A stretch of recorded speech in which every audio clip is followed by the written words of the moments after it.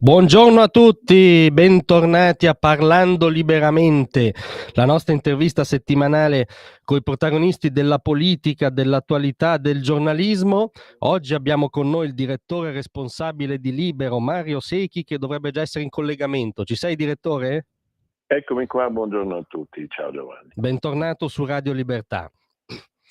Allora, Dunque, con te volevo mettere a tema, diciamo, dal mio punto di vista, quella trascorsa non è stata una settimana, sono state due in realtà, no? Nel senso che c'è stato un binario della cronaca che ha dato delle notizie, anche stamattina clamorose, ma poi c'è stato il binario della storia, no? Che si è svolto sotto i nostri occhi. Mi riferisco ovviamente alla svolta in Medio Oriente, all'accordo apparecchiato implementato da Trump, al suo discorso alla Knesset, alla firma a Sharm el Sheikh. Tu in un editoriale su Libero l'hai paragonato al momento in cui crolla il muro di Berlino, tra l'altro anche rispetto, come dire, all'incomprensione del mainstream di sinistra in entrambi i casi. Allora volevo chiederti, ci vuoi spiegare cosa è successo questa settimana da un punto di vista della storia in svolgimento? allora, guarda, innanzitutto fammi dire una cosa, è successa una cosa grave stanotte, c'è stato un attentato alle auto di Sigfrido Ranucci, Gravissima, certo. giornalista della RAI, e voglio esprimergli la mia solidarietà perché naturalmente queste sono cose di estrema gravità e mi auguro che i colpevoli vengano trovati subito e assicurati alla giustizia, perché tutti noi, perché facciamo questo mestiere, sappiamo quanto è importante poter lavorare liberamente, con la mente sgombra da qualsiasi ombra, diciamo. Quindi Sigfrido deve poter fare il suo mestiere come tutti noi. Stracondivido, l'abbiamo detto Dopodiché, anche noi stamattina, quindi apprezzo che lo abbia fatto anche tu. sì, assolutamente. E la tua domanda diciamo, è la domanda del nostro tempo, cioè che cosa è successo, no? Che cosa è successo con l'iniziativa, il piano di Trump e Netanyahu. Ora, è successo questo, che è finito un mondo e se ne è aperto un altro. Nel 1989, quando è caduto il muro di Berlino, era chiaro che era finita un'epoca ed era finita l'epoca dell'utopia della Chiesa comunista, no? In terra. Quel mondo è crollato e le macerie sono finite sopra i partiti che questa utopia l'avevano sostenuta, anche sopra quei partiti che in qualche maniera avevano provato a sganciarsi dalla storia dell'Unione Sovietica, che di lì a poco poi sarebbe crollata anche quella nel 1991, no? Certo. E quel mondo è finito, gli post-comunisti si sono trasformati in Italia in socialdemocratici, attraverso sono stati banditi, perché era chiaro che il peso della storia non l'avrebbero potuto sopportare. In Italia è stata fatta un'altra operazione. Ciò che non era crollato in quel momento era tutta la questione palestinese, medio orientale e così via. E cioè l'idea che Israele abbia usurpato nel 1948 i territori ai palestinesi e non abbia il diritto quindi di restarvi, di vivere, di prosperare, di dare un futuro agli ebrei sostanzialmente. Questa è la cosa. E gli arabi hanno sempre pensato che bisognava buttare gli ebrei al mare. Ma nel momento in cui Trump e Netanyahu, dopo 2 anni di guerra di Israele sui 7 fronti, i paesi della Lega Araba, perché questo è, firmano una lettera importantissima dove dicono che Hamas deve levarsi di torno, deve disarmare e non deve avere più alcun ruolo politico, e abbracciano a Sharm el Sheikh il piano di Trump e Netanyahu. Finisce anche quel mondo. Come vara o non vara la pace?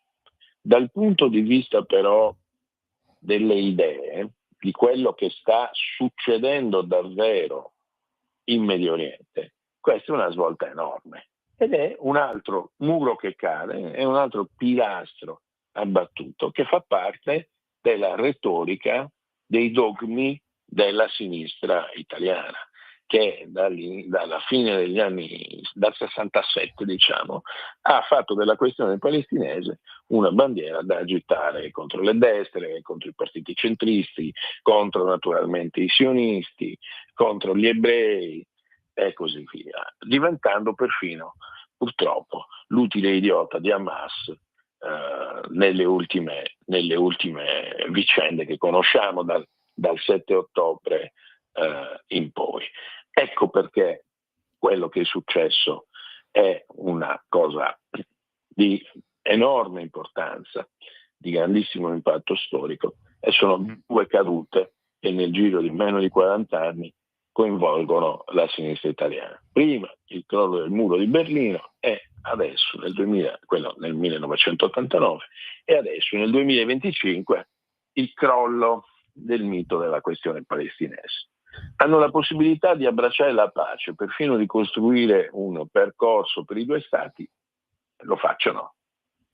Certo, no? Anche perché la chiedevano fino a mezz'ora prima, diciamo, sostanzialmente. La chiedevano fino a mezz'ora prima, poi c'è tutto il capitolo naturalmente delle manifestazioni, delle vedove di Hamas che vediamo sfilare nelle piazze italiane, dei criminali ovviamente che creano disordine e così via, e quello è un capitolo che sta ribollendo, ne vedremo ancora di tutti i colori.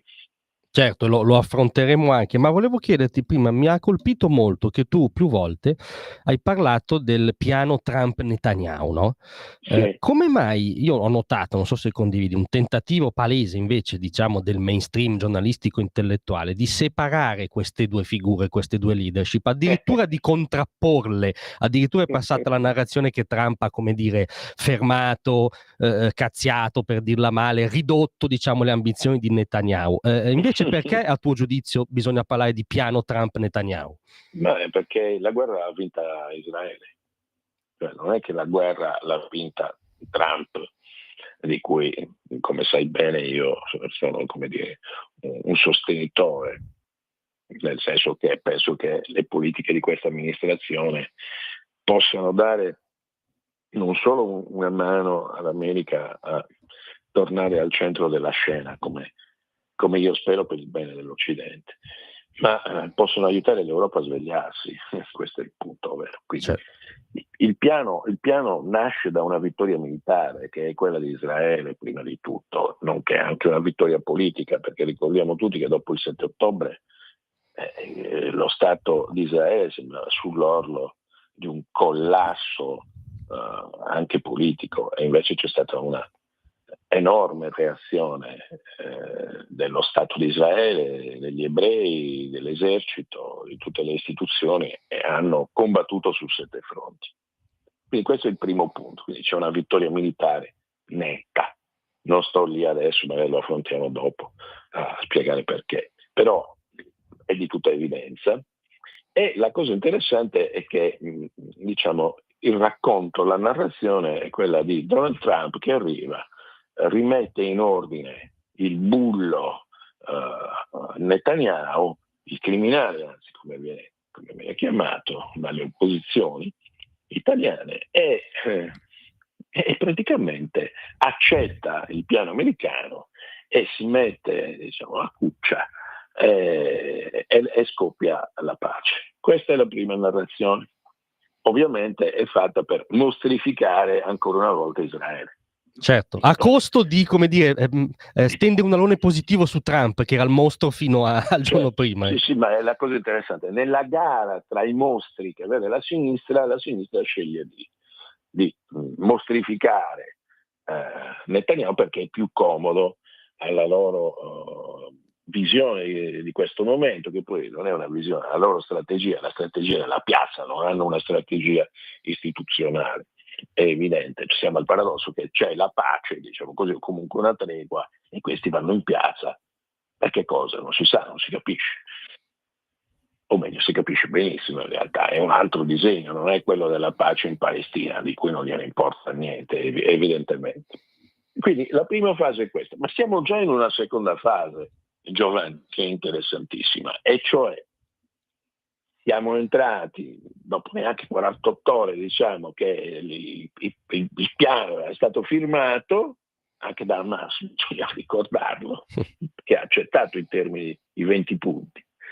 Naturalmente sta facendo di tutto per non ottemperare agli obblighi, ma questo lo vedremo, è la storia che si dispiega, no? Non è un problema però. Ed è successo questo. Non basta più la questione di Trump che mette in riga il ribelle guerrafondaio Netanyahu. No, in realtà Trump sta fallendo il piano di pace perché Netanyahu sta pensando di continuare la guerra. Siamo già a questa fase, non è la prima. La prima fase, Trump piega Netanyahu, non funzionava abbastanza nel racconto. Adesso c'è questa, no, la pace fallirà e Trump fallirà perché il suo compagno Netanyahu è pronto a farla fallire in nome della guerra, perché chiaramente Israele si svegliano la mattina, gli israeliani, gli ebrei, chiunque abiti in Israele e pensano a fare la guerra, capisci? Ma capisci che siamo di fronte a un racconto malato della contemporaneità. Decisamente. Giovanni, ma perché lo fanno? No? E questa è una domanda interessante, in effetti. Cioè, perché alla fine la persona normale, l'uomo della strada, dice, ma perché lo fanno? Ma lo fanno perché non hanno più altrimenti nessun fondamento ideologico sul quale basare la loro azione. Cioè, di che cosa parlano domani? Hanno fatto 3 anni di campagna sul fascismo. Ahimè, il fascismo non c'è. Hanno fatto 3 anni di campagna sul fallimento finanziario ed economico dell'Italia. Ahimè, il fallimento finanziario non c'è. E cosa gli poteva restare? Hanno fatto che cosa? 2 anni di campagna sulla questione palestinese, la guerra di Netanyahu, e gli è sparita pure quella. Questi si ritrovano in Parlamento senza argomenti. Addirittura adesso siamo pure agli insulti sessisti, alle parole pesantissime di Landini contro la Meloni, quindi gli è caduto pure il patriarcato, tutta questa. Però tanto ho visto che è stato molto condannato da tutte le compagne femministe, quindi siamo a posto. Sì, ho visto un diluvio io su questo. 2 pesi, 2 misure, certo. Caro mio Sallusti. E quindi la cosa della Palestina fa crollare anche l'ultimo appiglio che avevano per giustificare un'idea, ma alla fine stanno andando in piazza nel vuoto, piazze che sono diventate sempre più violente, sempre più antisemite, naturalmente. Non si può dire, come dice qualcuno, ma sono pochi. No. Io non invito a casa mia, se io organizzo una cena, Giovanni, una festa, o una manifestazione in questo caso, io non invito i violenti, faccio di tutto per isolarli. Ma io ho visto sfilare cortei con in testa un manifesto, uno striscione, che diceva che il 7 ottobre era il giorno della Resistenza. E no, cari miei, il 7 ottobre è stato il giorno della strage degli ebrei, un pogrom. Come mettiamo d'accordo queste cose? C'è uno scenario che ricorda molto quello degli anni 70. Sì, tu come dire, riscontri delle analogie. Vengono presi gli intellettuali, i giornalisti, tutti quelli insomma più o meno non allineati, diciamo così, a questa sorta di pensiero unico, a questa farneticante visione del mondo. Si fanno le liste addirittura, insomma, la conosciamo. Noi a Liberos abbiamo un presidio fisso dell'esercito da mesi. Non è normale. Sotto la redazione, non è lì per caso, voglio dire. Io cambio strada tutti i giorni per fare il lavoro a casa, quindi c'è qualcosa che non va bene, che non funziona e ricorda molto le liste, l'indicazione del bersaglio, il linguaggio assolutamente involuto e così via che c'era negli anni 70, le Brigate Rosse. Walter Tobagi, giornalista del Corriere della Sera, è stato ucciso così, prima isolato, criticate, poi gli hanno fatto una bella indagine e c'è stato un gruppo che lo ha ammazzato.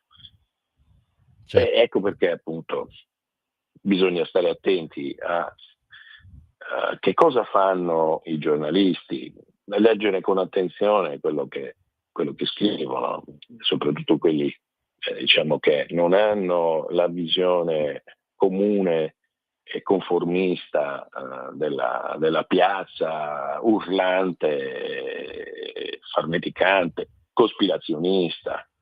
Io vedo di tutto, ma viene usato il manganello mediatico, è la prima cosa che si usa, no? Certo. E poi si va avanti, perché non basta, perché quando vedi che non puoi silenziare qualcuno, cominci a usare altri metodi, il metodo intimidatorio. Diciamo che non viviamo in un bel clima. No, Mettiamola così. no, questo lo possiamo Così. mettere agli atti. Facciamo solo 30 secondi di pausa, ma torniamo subito col direttore di Libero, Mario Secchi.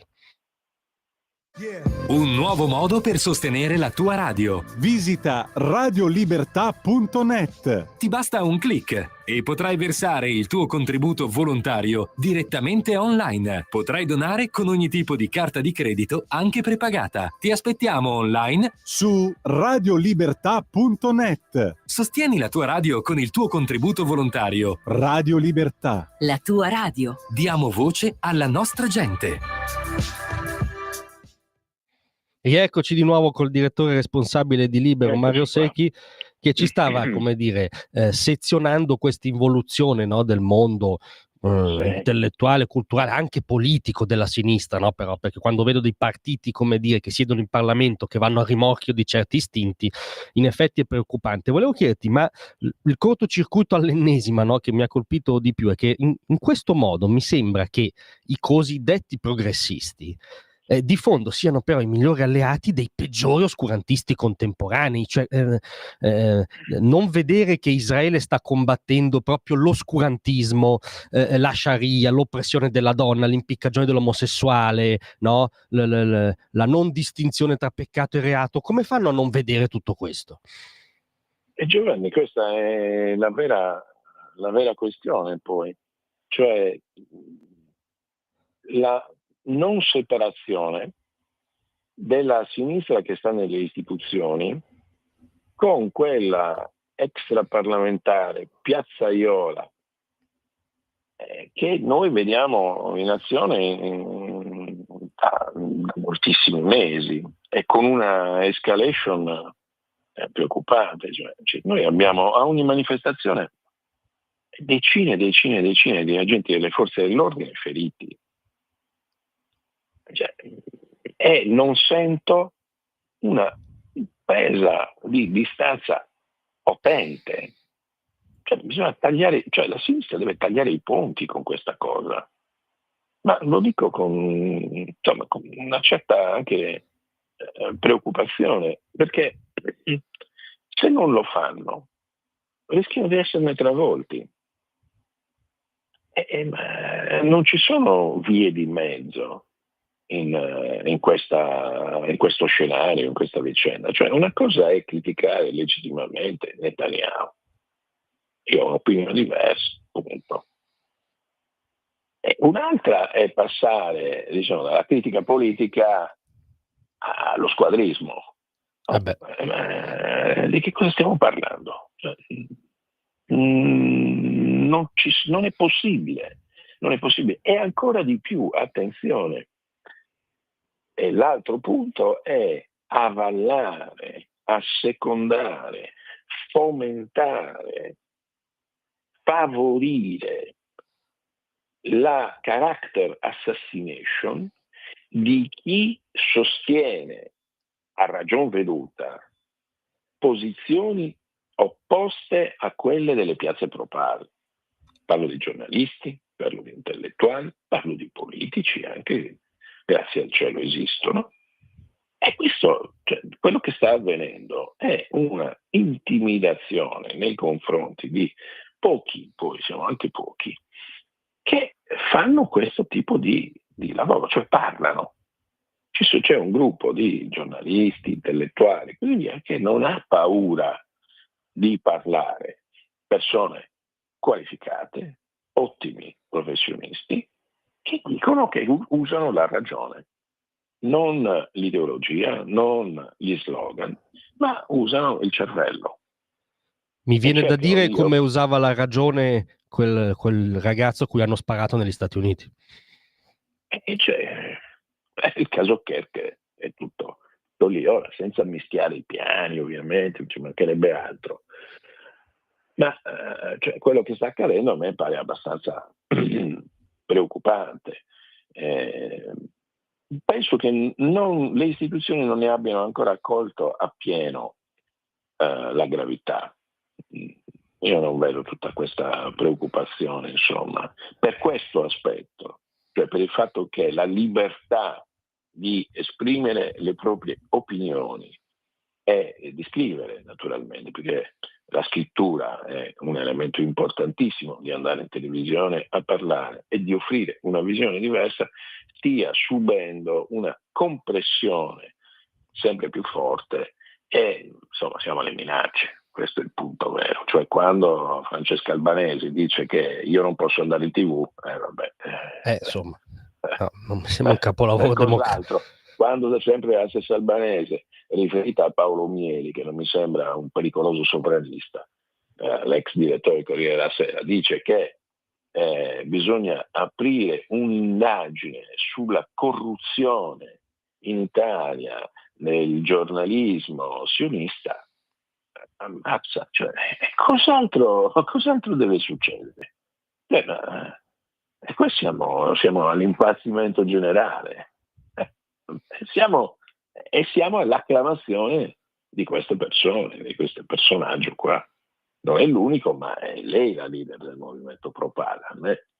Cioè io, finché la battaglia delle idee si confronta su un piano, diciamo, anche di aspera critica, va bene, non ci sono problemi. Ma qua siamo oltre, cioè tu invochi la censura per me, le indagini rivolta a uno dei più importanti giornalisti italiani e così via. E cos'altro deve succedere? Sono gli unici casi, sono tanti e sono ripetuti, ripeto, e c'è una strategia.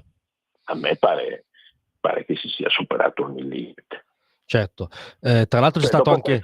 C'è solo un altro dato che non cito neanche, capito? Cioè, dopo questo non so cos'altro può succedere. No, è molto chiaro il tuo ragionamento. Tra l'altro c'è stato anche il paradosso per cui la stessa figura che citi tu, no? La nuova guru di tutto questo bel mondo, ha come dire, additato al pubblico ludibrio un sindaco del PD di Reggio Emilia, forse la città più di sinistra d'Italia, perché si era permesso di ricordare gli ostaggi israeliani. C'è una sorta di epurazione anche interna ormai, sostanzialmente. Sì, però se tu quell'episodio là, che è pazzesco, e dal quale poi è cominciato tutta una serie di prese di distanze tardive, di pochi della sinistra, però fa il paio con quello che sta succedendo. Nessuno sta seguendo in Italia, o pochi diciamo, noi lo stiamo seguendo con te e altri, la campagna elettorale del sindaco di New York, ma tu stai guardando le cose che dice Zoran Mandani. È una distopia, sembra una distopia. È un esponente della Global Intifada, che sta dicendo delle cose incredibili e non sta dicendo anche, perché sono anche i silenzi che parlano. E se tu guardi attentamente vedi tutti i punti di contatto con quello che sta accadendo in Italia e in altre piazze europee. Cioè, alla richiesta su Hamas si deve disarmare, in un'intervista su Fox News con Martha McCallum, questo qui non ha risposto, ma Mandani non ha risposto, è passato ad altro, ha saltato piè pari la domanda. È incredibile, parliamo di uno che potrebbe essere sindaco della città dell'11 settembre. Sì, parliamo di questo, e che ha un programma folle e che ha delle idee che secondo me insomma sono sono pericolose. Dopodiché, se tu trasponi, se tu unisci i puntini, questo è il nostro lavoro, no? Il lavoro, Certo. diciamo, dell'intellettuale, senza dirlo con la pompa di cui non ci importa niente, ma il lavoro di chi pensa è questo qua: unisci i puntini e cominci a guardare lo scenario e cominci a mettere insieme tutte le cose, tutti i fatti e lo dipingi, vedi le idee che circolano, quelle che sono più pervasive e qual è alla fine l'obiettivo finale. Questo è il nostro lavoro. Ecco perché bisogna silenziare quelli che fanno questo lavoro, perché svelano la verità. A proposito di svelare verità sottaciute, Libero è qualche giorno che sta conducendo un'inchiesta che consiglio assolutamente di leggere o rileggere, sul fatto che esiste oggi, mentre noi stiamo parlando, una rete di Hamas in Italia. Questa cosa a me ha ghiacciato il sangue. Ci vuoi spiegare, come dire, a che livello è il rischio anche proprio nelle nostre strade? No, allora, tanto la fonte è super autorevole, viene dalla rivista dell'Accademia di West Point. Quindi cioè, non è che ma adesso, per quanto si possa, diciamo, cercare di non guardare con troppa preoccupazione queste cose, però insomma io quando l'ho vista ho detto però questa, cioè, va data. E noi sappiamo tutti, abbiamo purtroppo le tristi vicende del passato, degli attentati che esistono in Europa nelle cellule del terrorismo jihadista. Hamas non ha mai colpito fuori da Gaza, da Israele e così via, almeno in Europa. Però quell'articolo su quella rivista, molto ben documentato, dice che gli elementi esistono, sono dormienti, alcuni sono stati già arrestati, altri invece sono completamente spariti. La domanda è: dove sono? E a questa domanda non c'è una risposta. E questo è il punto.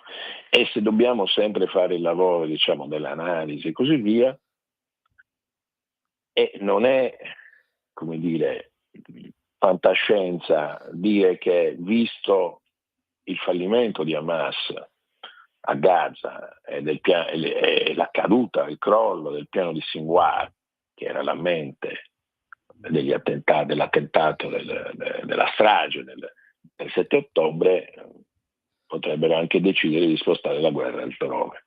È un rischio, non è detto che questo accada, ma chi fa policy, chi fa prevenzione, chi si occupa di terrorismo, crimine organizzato, ovviamente questo scenario lo deve contemplare. Noi raccontiamo, il nostro mestiere è quello di fare cronaca e di portare all'attenzione poi di chi decide, di chi governa, tutti questi elementi che esistono, ripeto.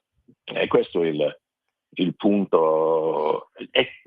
La cosa è la saldatura poi, Giovanni, della piazza con alcuni elementi che la stanno fomentando, elementi dell'islamismo.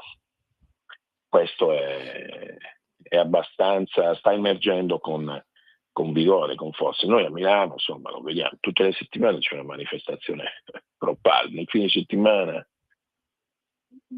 Perché? A che scopo? Dov'è il gancio di cronaca? La guerra è finita. Certo, anche il cosiddetto genocidio, ammesso e non concesso che fosse tale, è finito, tecnicamente è finito.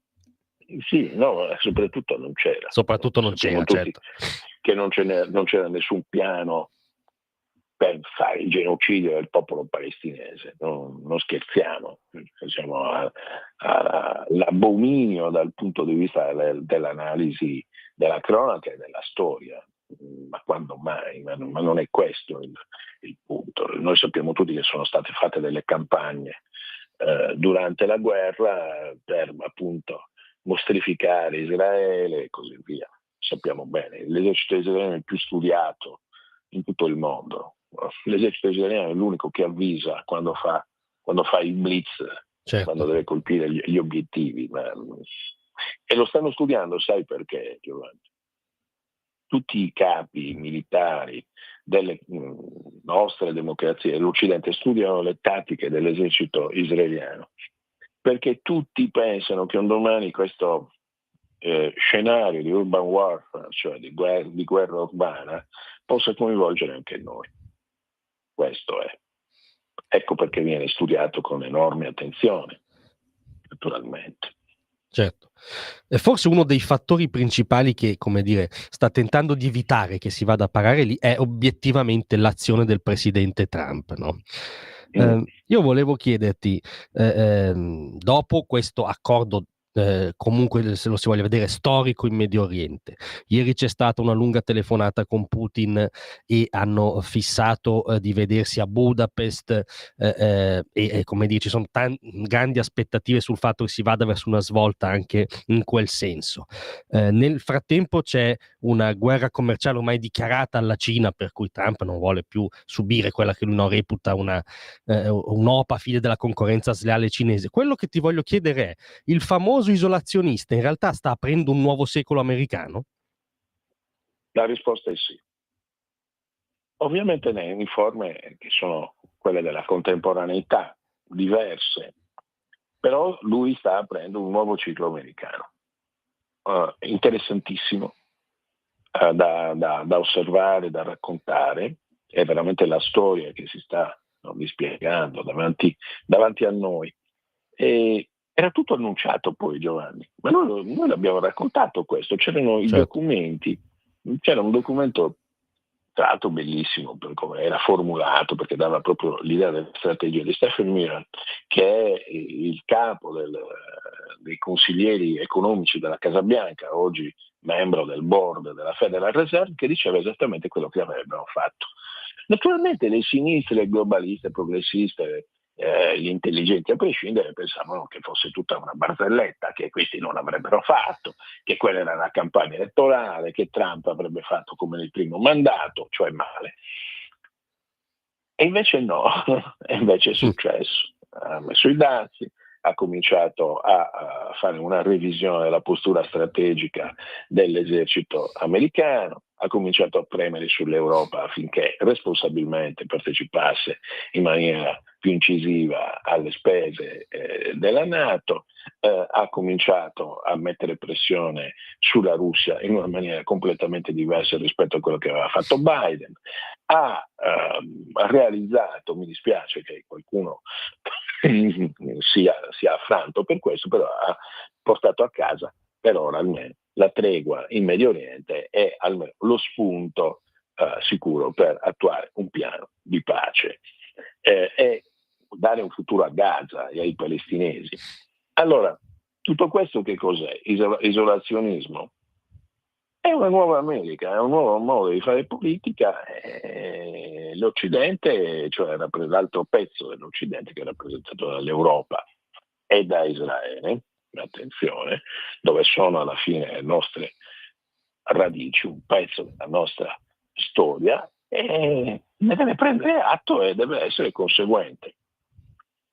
E questa è la grande novità, cioè gli Stati Uniti sono al centro di un progetto, sono l'architetto, Trump è l'architetto di un progetto che parte dal Medio Oriente, arriva in Ucraina, non a caso c'è stata la telefonata con Putin ieri, è stato annunciato un vertice tra qualche settimana tra Putin e Trump a Budapest e va avanti fino al Pacifico questo piano. Quindi se si stabilizza il Medio Oriente, si pone fine alla guerra in Ucraina e si fa un nuovo quadro di sicurezza per l'Europa, questo è il punto vero da discutere con Mosca, armi strategiche, capacità nucleare, queste cose qua, cose di un'importanza che è inutile sottolineare perfino.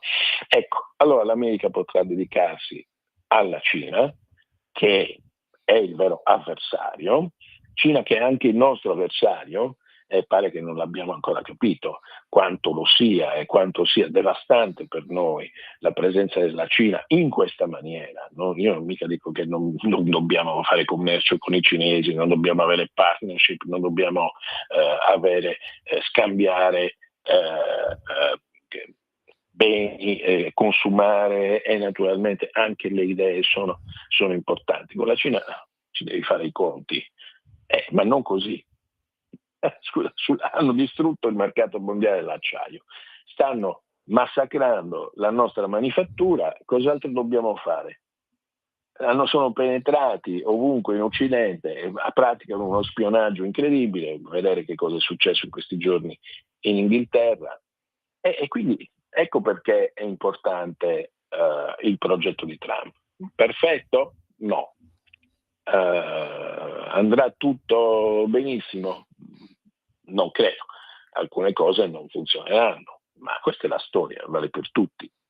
Secondo me manca alle classi dirigenti europee, tranne Meloni e Merz, anche il cancelliere tedesco, che ha capito che cosa sta accadendo e sta cercando di risettare la politica della Germania, con difficoltà perché sta in alleanza con i socialdemocratici, che è un partito zombie. Ecco, allora l'Europa non è ancora adeguata, ossia le classi dirigenti europee non sono adeguate a questo, e l'Europa poi ha un meccanismo decisionale che non funziona come sappiamo tutti. Questi ogni volta devono decidere all'unanimità, devono riunire, può funzionare così, devono trovare un meccanismo di risposta più veloce ed efficace.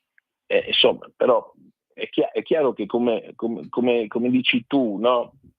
Siamo di fronte a un'ondata molto forte di innovazione nella politica, nell'economia. Penso che sta succedendo con l'intelligenza artificiale, insomma, guidata ovviamente dagli americani, anche lì. Non so, diciamo, c'è un grande smarrimento nel racconto, lo vedi nel racconto appunto delle presunte classi colte, di chi pensava che la globalizzazione potesse andare avanti così all'infinito senza quelle che sono poi le conseguenze inattese. Esistono dei perdenti, esistono in Occidente, e la risposta tarda ad arrivare. Il governo Meloni, con gli alleati, con Salvini, Italiani, la Lega, Forza Italia e gli altri, hanno dato una risposta secondo me molto efficace in questi 3 anni.